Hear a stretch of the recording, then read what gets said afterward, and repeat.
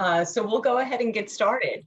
Welcome, everyone, welcome. I'm so excited to see all of your faces, and thank you so much for taking your time on a weeknight to join us. We're so pleased. My name is Allison Cohen, and I am the current president of PLATO, which is the Philosophy Learning and Teaching Organization. And we are a nonprofit dedicated to expanding the scope of pre-college and public philosophy and advocating for the work of those who are innovative in the field. And that brings us to tonight.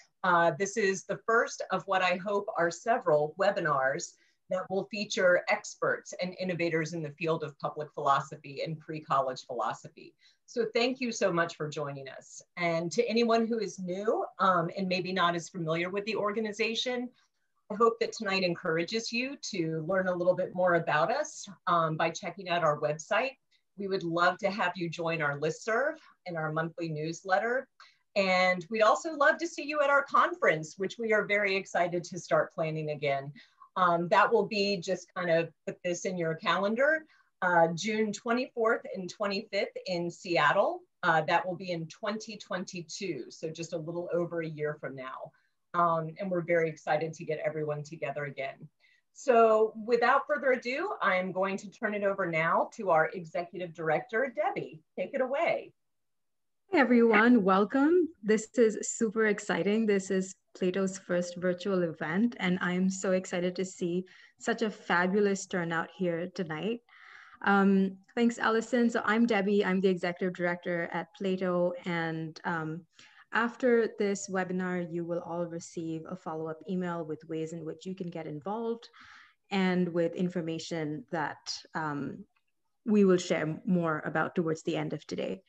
I just wanted to go over a couple of housekeeping things before we get started with tonight's event. So for all of you on the Zoom call, it will be helpful for you to turn your view to speaker view, so that once we get started with the presentations, the only person you see on the screen is the person who is presenting their material. So in order to do that, if you are unfamiliar, there's a little button on the right-hand corner of your screen that says view if you hover over it. And by default, for most people, it's set onto gallery view. So if you click on that and say speaker view, sorry, it should change the view for you. If anyone has any issues with that, just let me know. Otherwise, a quick thumbs up would be helpful so I know that you've got it. Okay, great.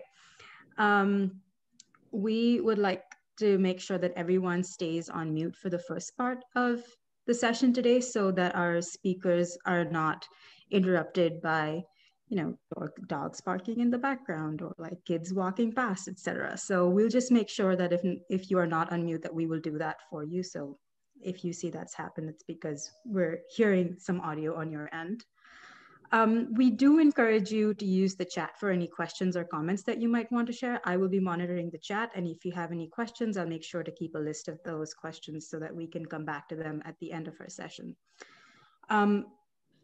This session is also going to be recorded. So quick note about that, the part in the beginning where all of our panelists are going to be delivering their presentations, that part is going to be recorded. But once you go into your breakout rooms and have conversations with each individual author, we're not going to be recording that section, just so you know which parts we're going to be recorded. I think that's it. There's another comment I have about joining the breakout room, but I will get to that when we actually get to that part of the event today. So I will now hand it over to Tom to introduce our fabulous panelists on our event today. Tom, over to you. Just real quickly, before we turn it over to Tom, I just wanted to give a brief introduction of Tom and some of the work that he's been doing. So it is my pleasure to introduce Thomas Wartenberg. Tom is a professor of philosophy emeritus at Mount Holyoke College. His main areas of focus are aesthetics, the philosophy of film, and philosophy for children. Among his publications are Big Ideas for Little Kids, Teaching Philosophy Through Children's Literature, and A Sneetch is a Sneetch, and Other Philosophical Discoveries, Finding Wisdom in Children's Literature. He's published numerous papers in a variety of areas of philosophy. His Philosophy for Children website was awarded the 2011 APA PDC Prize for Excellence and Innovations in Philosophy Programs, and is now hosted by the Prindle Institute for Ethics at DePauw University. He received the 2013 Merit Prize for his contributions to the philosophy of education. He served as president of PLATO from 2016 to 2018 and is film editor for Philosophy Now. He created a website for teaching philosophy through works of art and one for teaching ethics to middle and high school students through films and TV. And I will put a link to those websites in the chat as well. But Tom, please take it away. Thanks. Thank you, Allison. Thank you for that nice introduction. And hello, everybody. For some reason, I'm not seeing myself, I'm seeing you, but that's okay. As many of you know, Plato's had to cancel its two conferences, one last year, one that was scheduled for this year, obviously because of the virus. And that led me to believe that it would be good to have some sort of meeting where we could all listen to one another and get together. So I guess at the last board meeting, we discussed this, and the suggestion was made to, there we go, was made for, to sort of focus upon the book series that I've edited.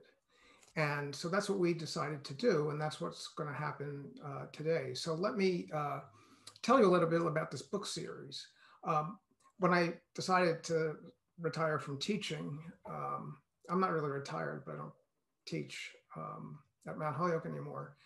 I wanted to remain active, especially in philosophy for children. And it occurred to me that there wasn't really a dedicated book series for philosophy for children. And that meant that a lot of the really interesting and innovative work that was being done couldn't always be accessed by people. There was no sort of way to sort of show everybody what was going on. So I decided, and I approached Rowman and Littlefield, the publishers, to edit a series of books where the authors would discuss an innovation that they had made in teaching philosophy to pre-college students. And that's the origin of the book series. And it's turned out to be very successful. I'm going to just quickly share with you. So this is Rowman Littlefield's, we're going to give you don't have to copy any of this because we're going to give it to you, okay? But this is the website where all the books are listed. And as you'll see, we've got 8 books in the series now.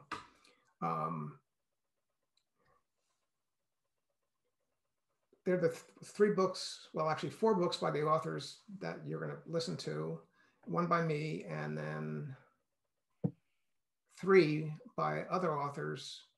Some of the books are in 2 volumes. So Peter Warley has a 2-volume work. He's in the United Kingdom, and Phil Cam has one, and he's in Australia. So I was very excited. Everybody that I approached about writing for the series has done so, and other people approached me about books, and they've been included in the series. So again, the idea was just to present different work that's innovative in philosophy for children, and to have a single place where they were all sort of located and published so that people would get a sense of all the amazing things that have been going on in the past, I don't know, few years anyway, in philosophy for children. So with that said, I invited 3 of the authors who you'll be listening to tonight to give brief presentations. And then each of them will facilitate a discussion. So one of the things that you you can listen, but one of the things you have to decide is which of the breakout rooms you'd like to attend. Okay, so that Wendy, Claire, and Eric will each facilitate one. At that time, I'll still be here in the main room if you have questions you want to ask me. But the idea is to go into one of those 3 rooms and to have a discussion, and then we'll come back afterwards and have a brief discussion together before we end the session.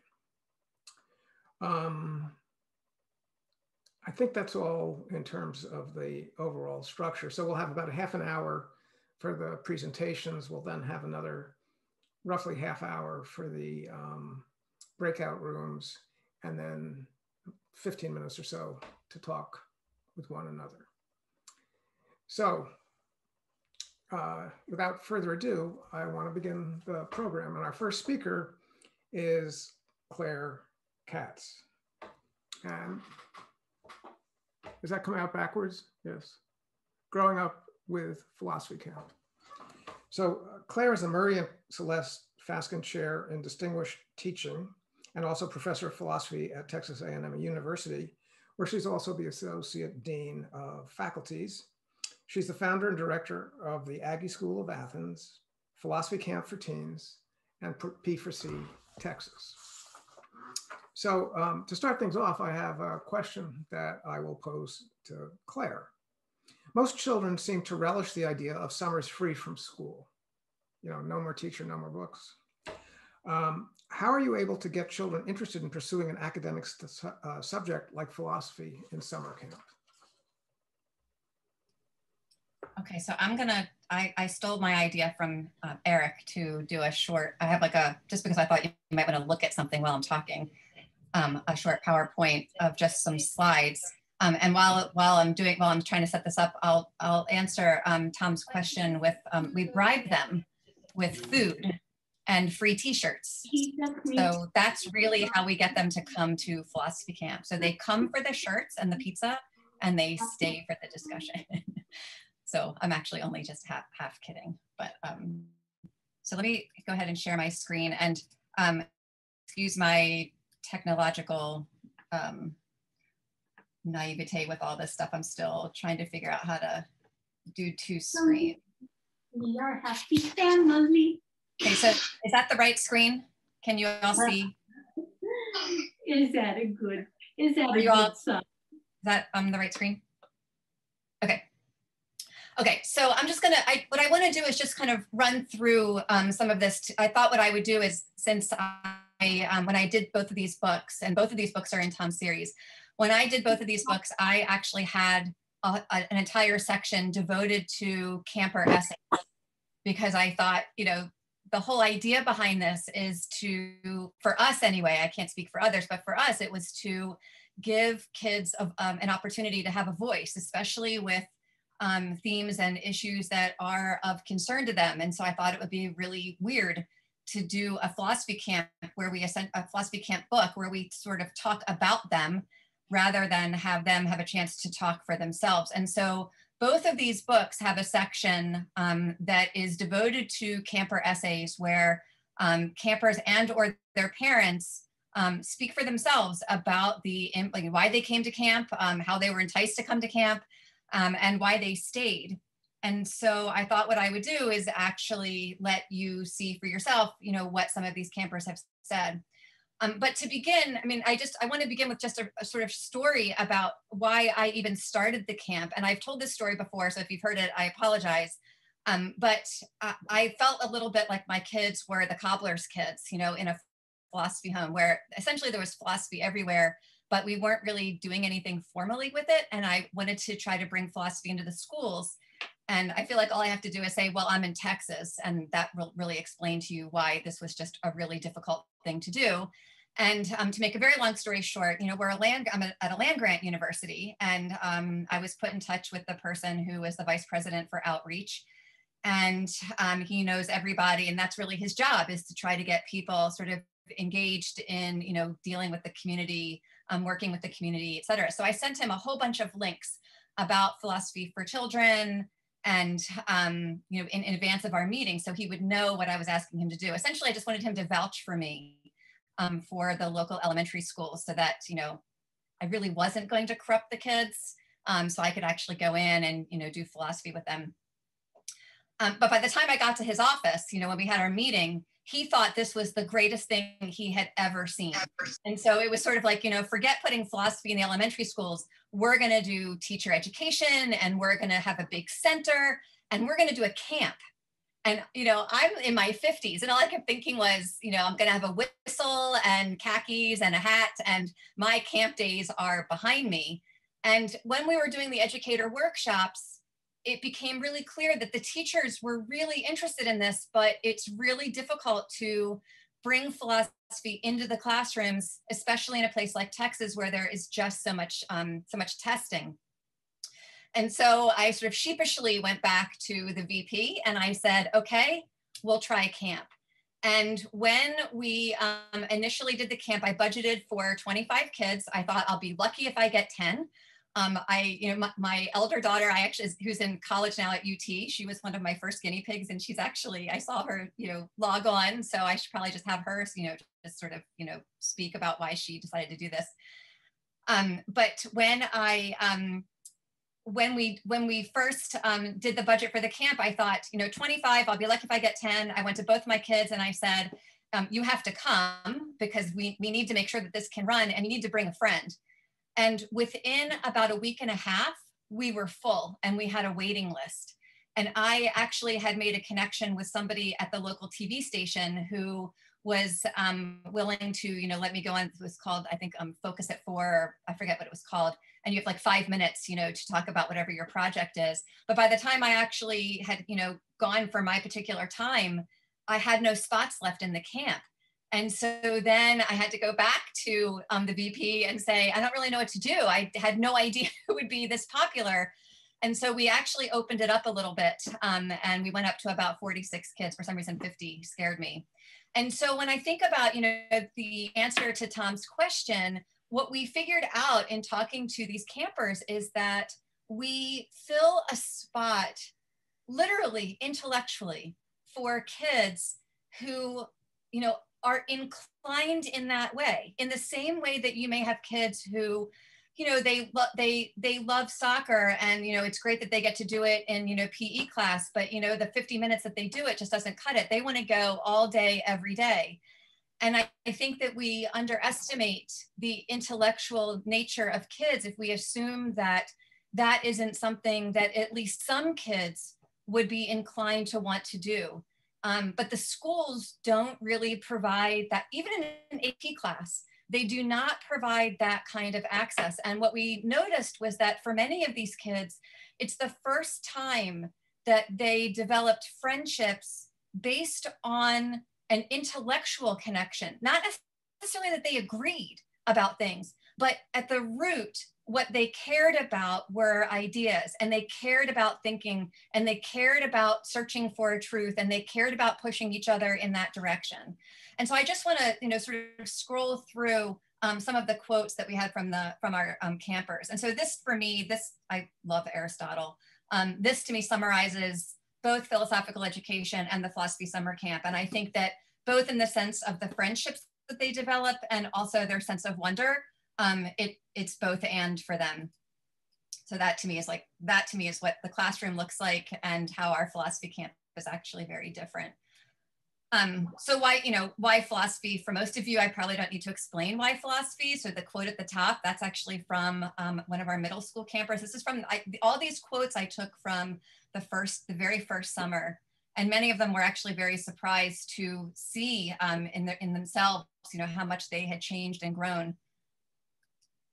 And so these were some quotes that, at the end, when we actually did our own sort of survey and just asked them, why did you come to philosophy camp? And, some of them, were honest and said, I had no idea, or I thought it would be like debate, and I like debate. Some of them were a little shocked that it wasn't like debate, that it was more community oriented, and that we were kind of all in this together.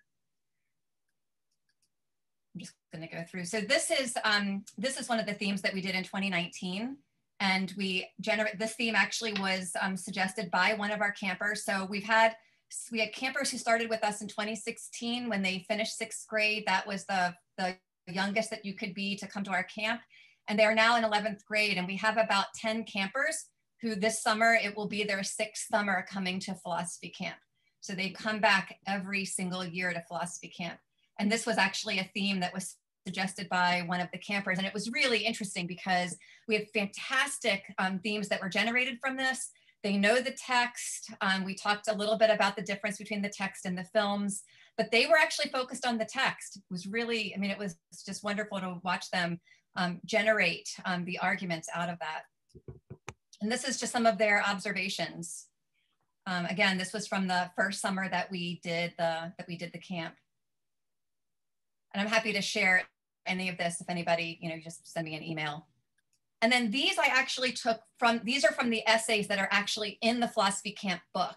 And the way that I distinguish the two books, the Growing Up with Philosophy Camp book, the way that I describe it is that's the why. That's the why you should do a philosophy camp. That's what, the real impact on the campers and actually on the staff. I mean, the staff who work with us, the faculty, the grad students, the undergrads, they will actually talk about how transformed they were by working with the camp.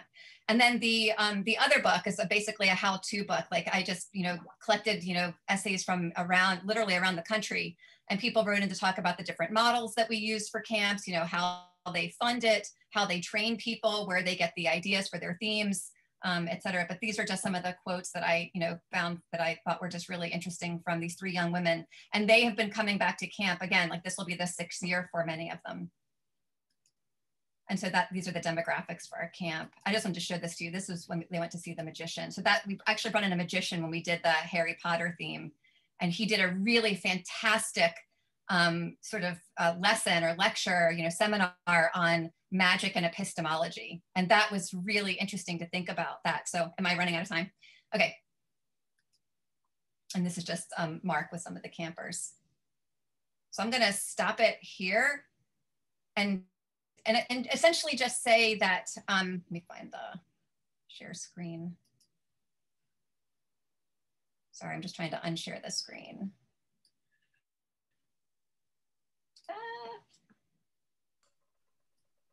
There it is. Sorry.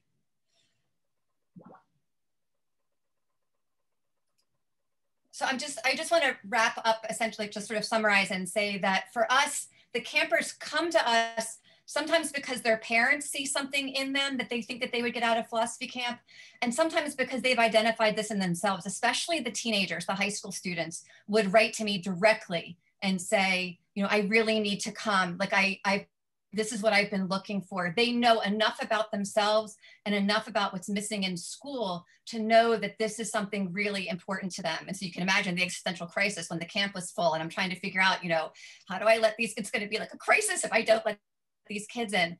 But they come back because there's something about the way that we teach and the friendships they develop, like what they develop in the community with the other kids, I think is actually what brings them back. And then they bring other friends, word of mouth and so forth. But I think that it's really of the two kinds. That's what I would actually say. So I'm going to stop there. Good. Well, thank you very much, Claire. Our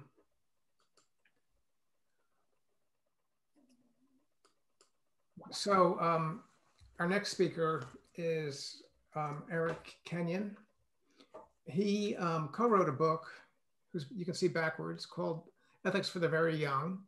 And one of the interesting things about this book is that Erik co-authored it with 2 people. One is more, you might expect, a psychology professor from Rollins College where he taught, but the other is the head of the preschool there. They don't call it that, but it's essentially a preschool. And they collaborated on this book, but they also collaborated on the program. And what Erik did that's really innovative is that he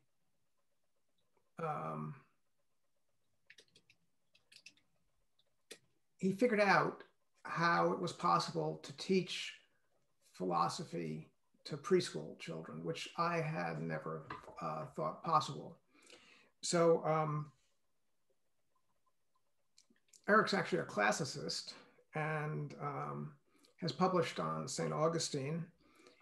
And he taught at Rollins College, but he's now relocated to Massachusetts where he's teaching middle school. So Erik, take it away, and I'll try to unpin myself. All right, thanks, Tom. So the question Tom gave me was, do pre-K students have the cognitive skills necessary to engage in philosophical inquiry?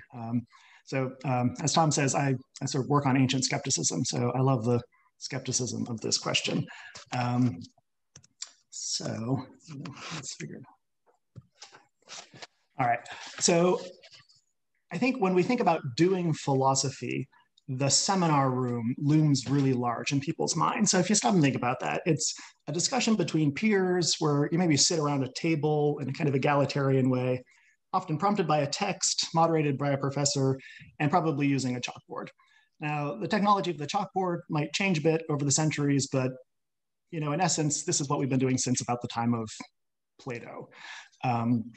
So when it comes to picture book philosophy, as pioneered by Tom and others, it's a lot of the same model, just sort of adapted slightly. So you trade out the table for sitting on the carpet, but again, in a circle, everyone's treated as a peer. It's still based on a text, although rather than Plato and Aristotle, you're probably reading Frog and Toad. It's moderated by somebody, although in Tom's version of this, which was designed for elementary school students, the moderator also gives them rules. So treating philosophy like a game, like any game that has rules that you have to lay out.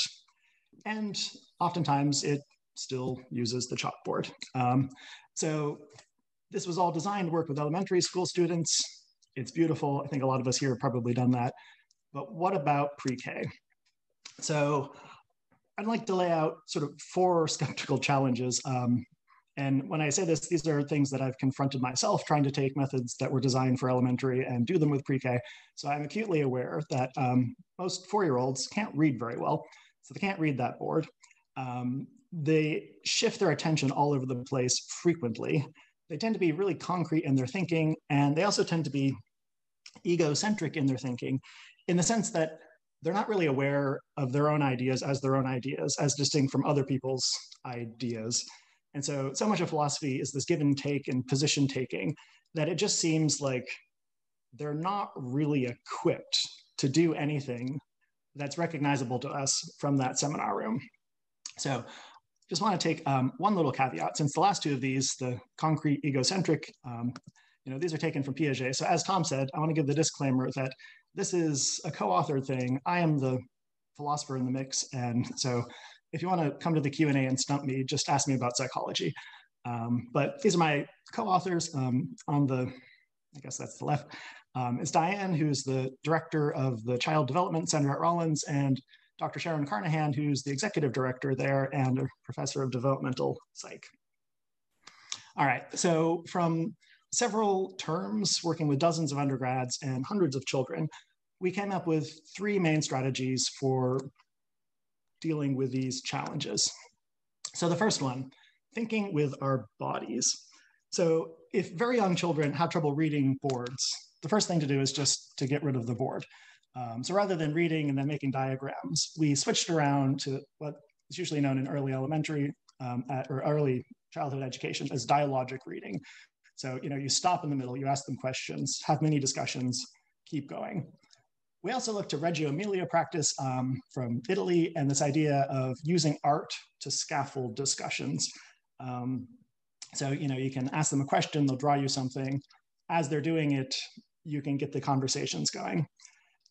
As for our second problem, that it's hard to sit still because they've got the sort of shorter attention spans, we just finally said, okay, then don't make them sit still. You don't actually need to sit still to do philosophy.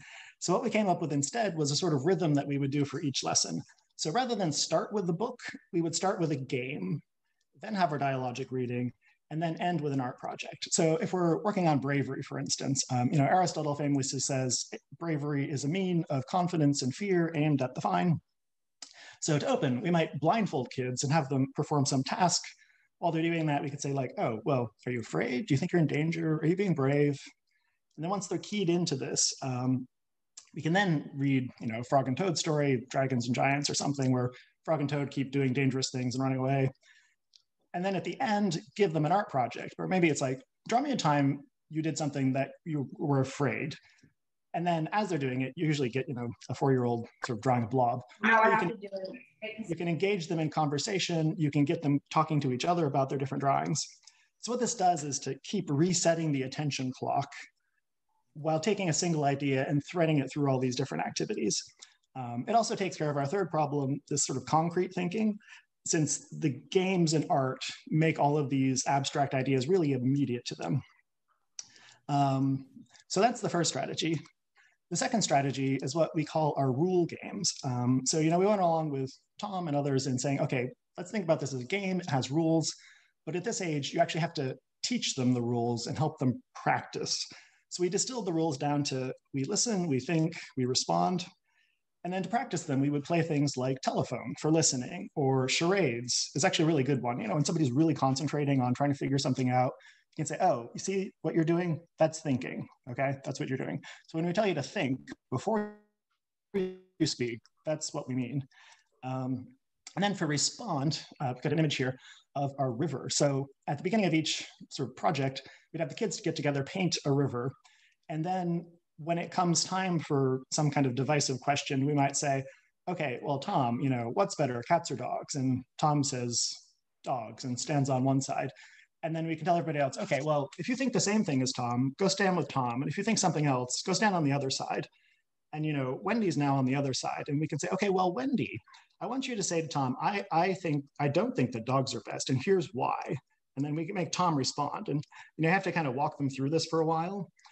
But once it sets in, they will agree and disagree at the drop of a hat, which is always really entertaining when it's bedtime and it's mommy and daddy that are getting disagreed with. So in this, we get over this final problem of them being egocentric. So, according to Piaget, children at this age they can't see from others' perspectives. So we go much more with Vygotsky, if you're into developmental psych, who talks about social learning and scaffolding. So it's not that they can't do it, it's that you have to just teach them to do it by doing a lot of modeling. But they can catch on and they can still do it while they're still 4. So the final strategy here is pacing. So I kind of think of kids at this age as sort of like slow cookers, where sometimes it seems like you're not getting through, but what's really going on is it's just simmering under the surface. So what we found was that you have to keep coming back to a single idea, or sort of big idea, from several slightly different perspectives, maybe like 3 or 5 times. So we structured our book around this. I gave you an example here. So this is from our chapter on character. So we've got sort of 3 different questions. Each one has a game, a book, and an art project. And so it's always just building. So to sum up, so far, we have these 4 challenges that young children can't read well. They frequently have their attention all over the place, and they're concrete and egocentric in their thinking. But we came up with these 3 strategies of thinking with our bodies, with this game, storybook, art project, the rule games to help them practice, listen, think, respond, and then pacing it in a way that's developmentally appropriate. So kind of backing up from that, we put this together in a curriculum. So the first half is all ancient ethics, driving question, what's a good life? Looking at kind of different character virtues. A lot of Aristotle, Claire, you'll love it. Second half, looking at modern ethics, this driving question of what makes an act right or wrong. But what I want to focus on here is our postscript, which is taken from Dewey's essay, Education as Growth. So Dewey has this idea that children grow by becoming more adult, which to him means becoming more refined in their habits. So it's a nice way of thinking like what we're doing for the kids, which is helping them learn how to think through complex questions together in groups. Meanwhile, Dewey says that adults also grow by becoming more childlike. And to him, that means becoming more flexible in their habits, more willing to play with ideas. So to maybe come back to the original question, do pre-K students have the cognitive skills needed to engage in philosophical inquiry? I'd say a lot of it depends on the environment. So maybe the real question is, can the people orchestrating children's environment, that is, mostly their teachers, scaffold lessons that will allow children to develop the cognitive skills needed for philosophy while they're still in pre-K? And at least from our experience, I'd say yes. And our book presents the strategies and experiences and sort of raw material for people interested in doing so. Thanks.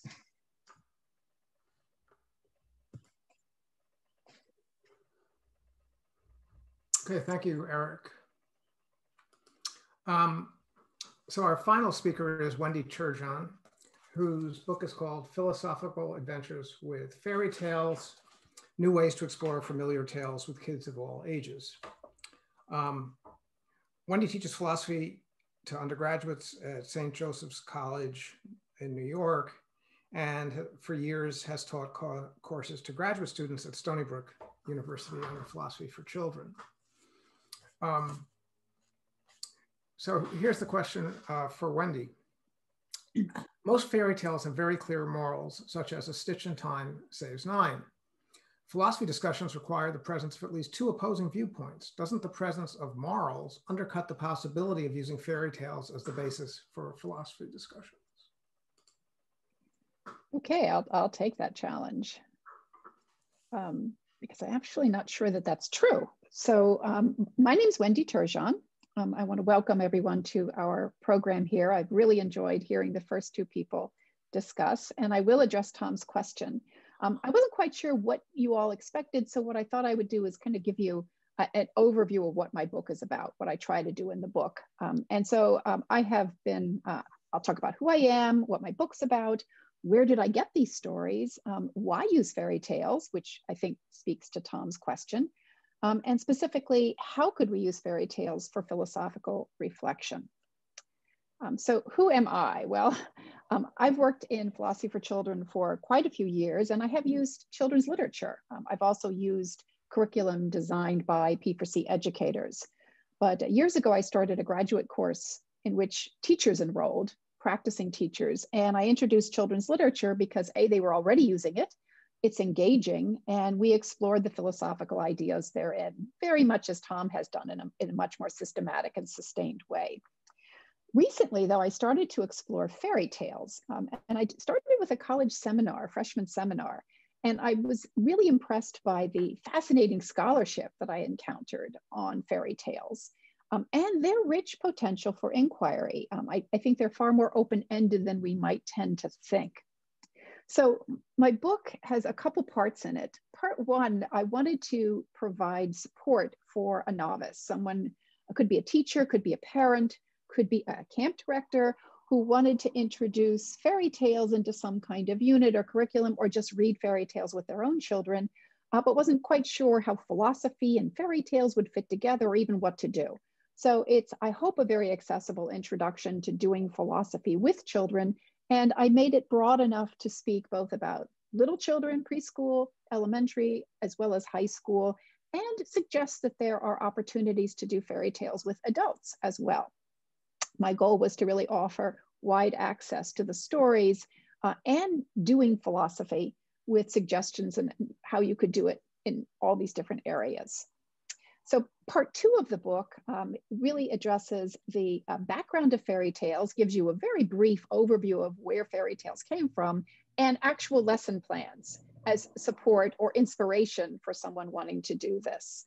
So one interesting question is, well, what makes a fairy tale a fairy tale?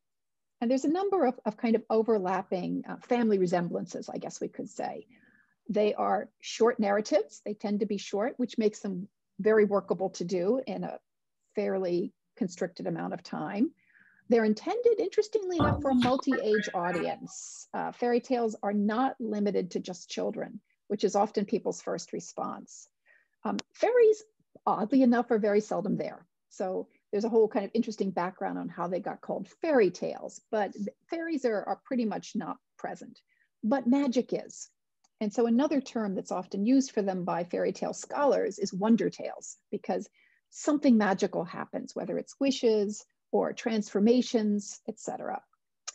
And fairy tales come from both a very ancient oral tradition, but also a fairly well-developed and evolving literary one. They introduce familiar plots and characters. We know some of these people, even if they lived long ago, far away. And there are very much recurrent motifs that speak to our shared human experience. And that's the entrance into the idea of having a kind of philosophical discussion with these.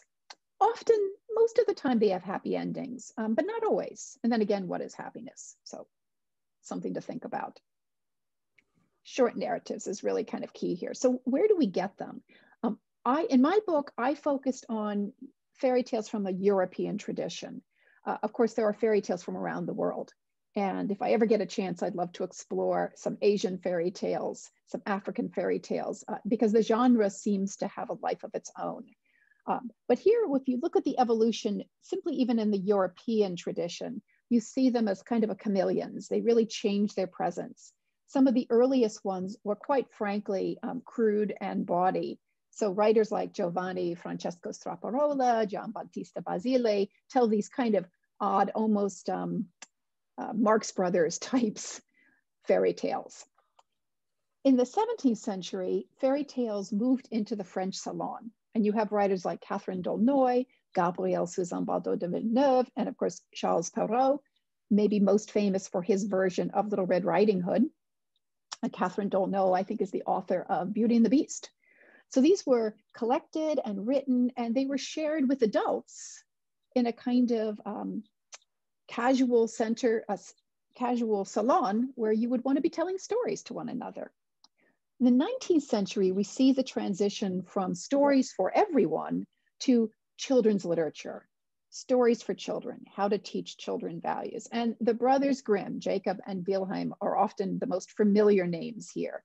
The Grimm's brothers did a whole series of editions of fairy tales that they collected. And one of their first impulses was to try to create a German identity. This is just when Germany is becoming Germany as opposed to little duchies. And they were also kind of reacting to the Napoleonic invasion. So they wanted to say, no, Germans have their own identity. And so they adopted all of these folk tales and folk stories and claimed that they were Germanic. Often they weren't. They had come from Italy or France or even Arabia, other locations, but they gave them a German identity. And as they began to redo their editing, they also began to Christianize them, because initially many of these had no Christian connotations at all. And as Tom suggests, they often would have little morals. So some of their tales are very moralistic, but many fairy tales aren't. Of course, from Denmark, we actually have Hans Christian Andersen creating his own fairy tales. And these, again, are fairly moralistic. Those were intended to teach children how to behave, how to be good little children. In England, the fascination with collections, which kind of created the concept of a museum, we find with Andrew Lang, who collected fairy tales from the Celts, from the English tradition, and of course from the continent, and created an entire series of books named after colors. So there's just hundreds of little stories there, a mixture of fairy tales, magic tales, folk tales, little moral stories. So what does a fairy tale do? Well, of course, they're entertaining. Let me tell you a story will always get people's attention. Yes, some of them are moral lessons, but not as much as in fables. So if you look at Aesop fables, there is definitely a lesson at the end of that. But many of these stories, you're left kind of wondering. Sometimes the bad guy wins in fairy tales. You can cheat and steal and you get praised for it. It's problematic, which opens up, I think, really interesting avenues for philosophical question. The Canadian educator, Kieran Egan, argues, as opposed to Piaget, that very young children already are conceptualizing the world in abstract categories. He talks about the binary category. So a child knows that Sleeping Beauty or Cinderella is not just about some girl that is sleeping a long time or lost her slipper. It's about the clash between beauty and ugliness, goodness and evil. They get these big concepts, and fairy tales help them parse their way through that. They also exercise the imagination. Imagine you are a princess, or imagine you are a young knight out on an adventure. And that brings with it a kind of philosophical richness where we can find ideas from ethics, aesthetics, metaphysics, political philosophy, you name it. So if we think of fairy tales as a series of doors, they take us into ethical questions, questions about what can we know, questions about what is it to be beautiful, creativity, and of course, just the possibilities. What if? One of our attendees has a wonderful book about moral imagination. And I think, if you think of being able to make a moral choice requires that I can imagine alternatives. Fairy tales allow us to do this. So some general guidance that I suggest in using a fairy tale is, first, fairy tales can be quite brutal. They're not all the Disney delights. They're not all, sweetness and light. There's a lot of violence, some of them scarily so. And if you're interested in come in my breakout room, I can share some of those very adult stories with you. They're accessible. They're intriguing for 5-year-olds, teens, 50-year-olds. Anyone can get engaged with them, including adults, because we remember them from our childhood. They're both familiar, but then we're looking them in new ways. And my book really aims to be accessible in multiple ways, multiple forms of engagement. One of my primary goals in developing my book and in introducing fairy tales is to move beyond what I call the Disney machine. And are we up? Another minute, one more minute. Good. So, and I'm going to wrap it up now. So what I do is I collect 13 fairy tales, and I have a number of images here, which I won't waste your time on.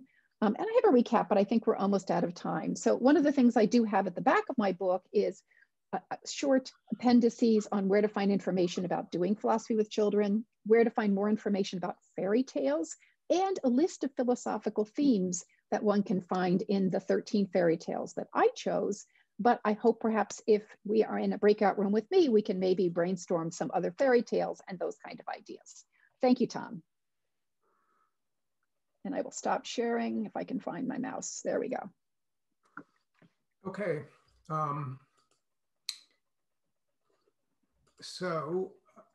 Thank you, Wendy, and actually all 3 of the speakers.